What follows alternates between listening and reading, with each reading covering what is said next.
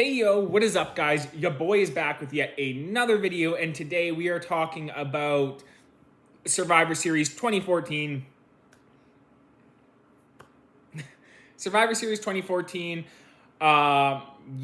Continuing on with this year. I'm almost done it. I'm actually really looking forward to being done it. This show, let's just get right into it and talk about it. This undercard sucked. This is one of the worst undercards I've ever seen. I don't know. This was a terrible undercard. This was so bad. Okay, so now I'm just looking at it, and I finally looked at what the pre-show was. The pre-show had Jack Swagger versus Cesaro. Now, I don't know how great the match was, but that couldn't be on the card. You couldn't, whatever. That probably was could have been a decent match. Whatever. Anyways, so the show opened with Stardust and Goldust defending their tag team titles against the Matadores, the Los Matadores, the Usos, and Mizdow and the Miz. This match here was like a house show match. Honestly, it was just this is a very extended Raw match here. Nothing really too exciting about this match. I just got to be honest with you guys. This was just like pretty much every match on this undercard was just a skip, just about, except for one match I think is kind of worth watching.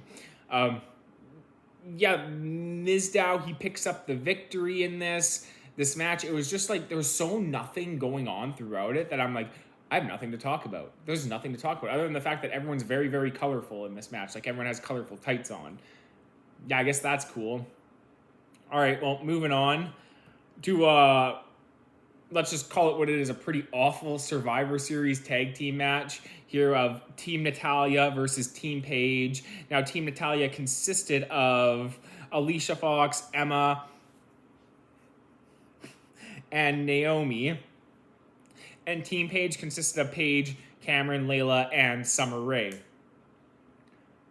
I honestly, straight up, I don't even really know what to say about these matches.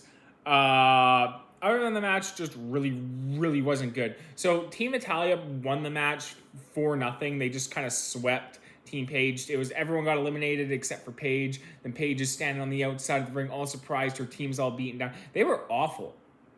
I just know that they were terrible in this match. This was a terrible fucking match. Oh man, this is a painful Divas match from that time, especially with a lot of the matches in NXT were actually quite good, but this was just a terrible match. Awful Derby. Most of this stuff just makes me shake my head. But you know what? We're keeping going. So we actually get something pretty decent here. We actually get something pretty good. We have Dean Ambrose versus Bray Wyatt in what was their first match of their feud here. That started because Bray Wyatt cost Dean Ambrose a match against Seth Rollins in the Hell in a Cell the month prior. And this match here was very, very hard-hitting. This was a brawler-style match. Two brawlers swinging. They both hit massive clotheslines on each other in this match. And there were some huge moves. Like Bray Wyatt hit a huge Uranagi. He hit Uranagi on Dean Ambrose on the steel steps. This was looked like two guys who were trying to kill each other and swing for the fences in this match. So Bray ends up, so kind of similar to John Cena, he brings a steel chair into the ring and he's trying to taunt Dean Ambrose with it, but Dean Ambrose is not John Cena, so he grabs the chair, just beats the shit out of Bray Wyatt with it, so that causes the disqualification, and then Dean Ambrose takes out the ladder, he takes out the table, and he elbow drops Bray Wyatt through it, and he's going crazy. Set up to TLC? I don't know. But yeah, this match here, it was a very, very hard-hitting match. I really quite enjoyed this. If you want to see a brawler-style match, this match here is actually pretty good and worth actually going out of your way to see if you're a fan of I'm a big Dean Ambrose fan, and I really like Bray Wyatt. And so if you're a fan of these guys, it's kind of like an underrated gem. It's there. It's not bad. So definitely check this match out if you're a fan of those guys, because I am. Okay. So we got something good finally after two matches, right? We got something good. Then next up, we have Adam Rose and the Bunny. Yeah, the Bunny was a thing, and Adam Rose was a thing. He had the cool, crazy entrance, which was pretty sick. And the Bunny, I guess, was starting to steal his spotlight. And then now here they are in a match against Slater and Gator. Heath Slater and Titus O'Neil. Good Lord. This match went like 3 minutes. Oh my gosh. The more terrible this continues. Adam Rose, he kind of starts the match. The Bunny's standing there on the freaking ring. Good Lord. I think the Bunny was actually in one of the WWE games. Yeah. And then the Bunny tags himself in and beats Heath Slater, because who didn't beat Heath Slater? The Bunny wins. And then the Bunny does a trust fall into the Rosebuds, I think is what they were called at the time. And then they carry the Bunny off, and Adam Rose looked very angry. So not... What did he... Be a rosebud, don't be a square... All right, he had some kind of saying. So then I guess he was becoming more and more evil as the days progressed. The downfall of Adam Rose. The Bunny was kind of cool looking, though. It was kind of funny. Whatever. Oh, wow. Wow. So, this was a match. Oh, wow. Here we go. AJ Lee versus Nikki Bella. And I know what you're thinking. Why is this such like a bad thing? Oh my gosh. Okay, so the match. So Brie Bella was Nikki Bella's slave for a month after losing to Nikki Bella at Survivor Series. Brie Bella's on the outside. Nikki Bella is in the ring, and then Nikki gives Brie the nod, and then she jumps up on the ring. AJ looks at her, and Brie kisses AJ. Ow! Ow! And then Nikki hits the rap attack on AJ and wins the match in like under 18 seconds. So similar to how she kind of screwed Daniel Bryan at WrestleMania 28. Here we are with Brie Bella, because she's Daniel Bryan's wife, I guess. Oh my... This was so bad. This was so stupid and so bad. Oh, and that's how AJ... I think that was AJ's last world title run, if I'm not mistaken. I'm pretty sure it was. Yeah. All right.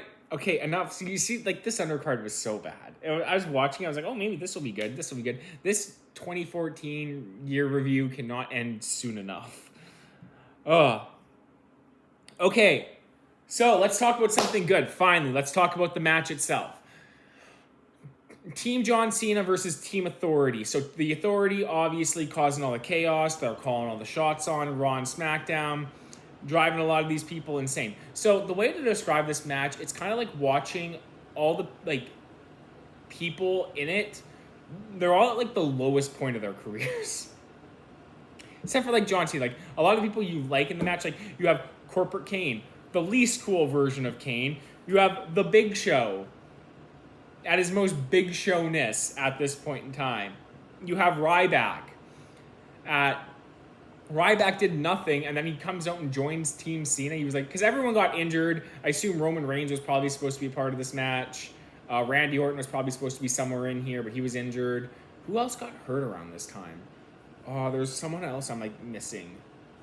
Who probably would have been. Who would it? Oh, like Daniel Bryan was hurt. CM Punk was gone. So anyone who could have like helped like make this a bigger deal weren't around. There was no one here. There was no one a part of this. Brock Lesnar was your WWE champion, so he's not around for this card. He would have helped this card out tremendously with whatever match he would have been involved with if he actually would have shown up.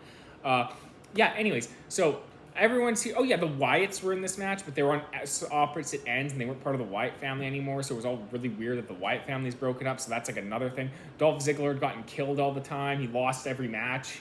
Trying to think, so I got Ryback. Yeah, so Ryback, Team Cena was Ryback, John Cena, Dolph Ziggler, Eric Rowan, and Big Show. And then on the other side, you got Corporate Kane, you got Seth Rollins, who was a big deal in this match. Seth Rollins showed up for this match. He did a great job.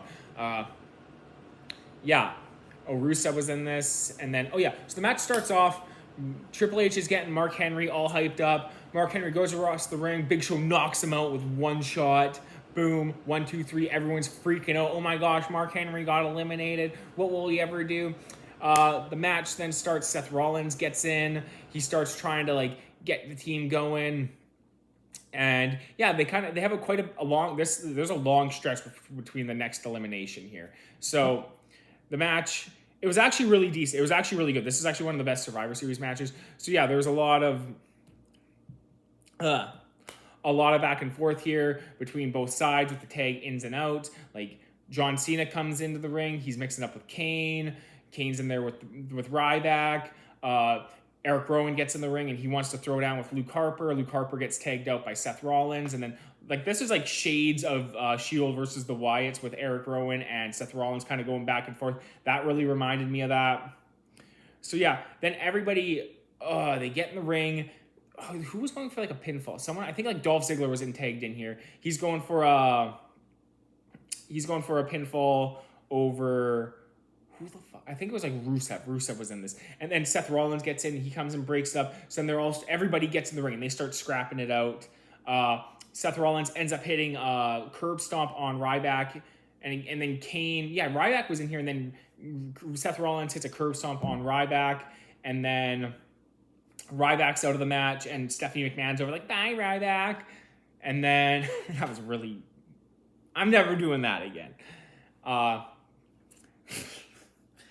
So then everyone gets in the ring, they're scrapping it out. Seth Rollins gets launched into everybody on the outside. Rusev, he goes for a giant splash on Dolph Ziggler. Dolph Ziggler gets out of the way, but he manages to get back into the ring in time. And Rusev is eliminated because Rusev, he didn't lose at all in 2014. And then, so they're gone for the match. Everyone's freaking out. Team Authority's now down a person. They're all oh my gosh, what do we do? So then, once again, Seth Rollins, he's back in the ring trying to get it going for his team. And then, who was it next year? So, so Eric Rowen, he's in, and he's mixing up with Luke Harper finally. We're getting to see some good back and forth. And mind you, Luke Harper's whooping on him. He's that giant leg kick. That looked sick.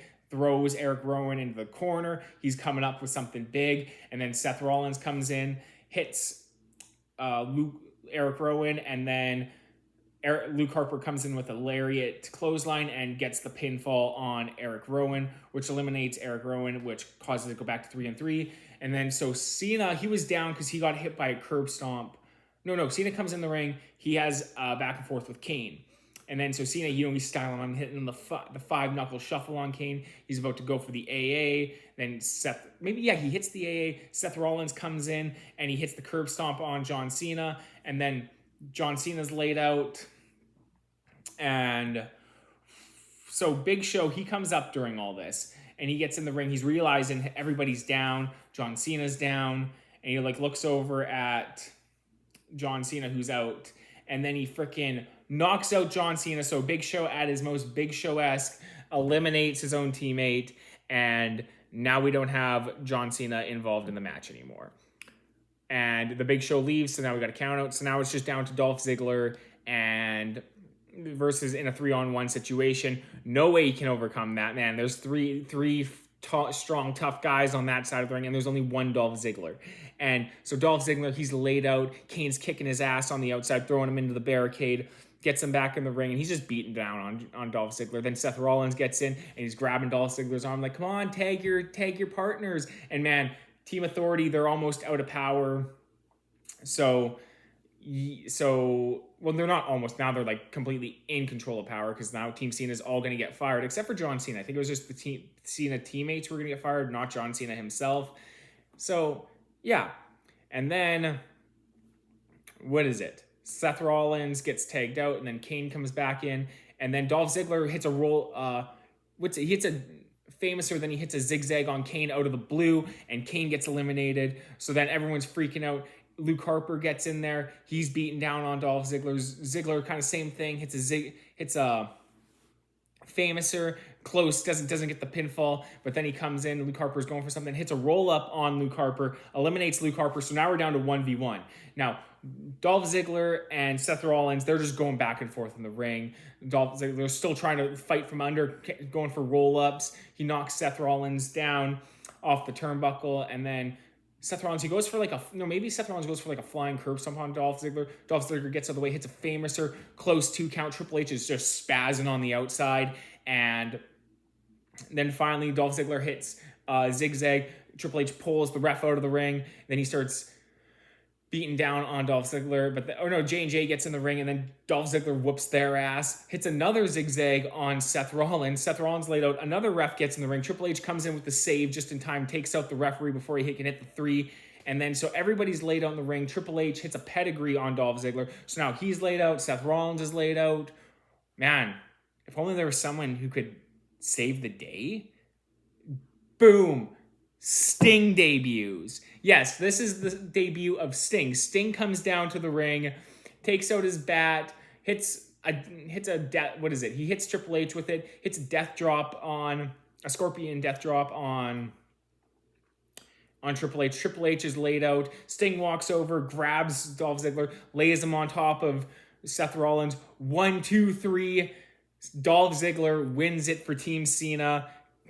Sting splits the scene, and Dolph Ziggler is the man of the hour, too sweet to be sour. So this match was an excellent derby. Excellent derby, especially all things considered that WWE was very hurt on their wrestlers at the time. A lot of people were injured, not a lot of big stars in the match. And especially with how weak the undercard is, that pretty much tells you all you need to know about WWE at this point in time. And yeah, so this was a one-match show. All you really have to go out of your way to do is watch the main event. That was a great Survivor Series tag match. Might be, I don't know where it lands, my top 10 favorite Survivor Series matches. I think this is my first time I've ever reviewed a Survivor Series match. So, yeah. Anyways, let me know what you guys thought of Survivor Series 2014. If you liked it, what your thoughts were on AJ Lee and Nikki Bella. Anyways, peace out, guys.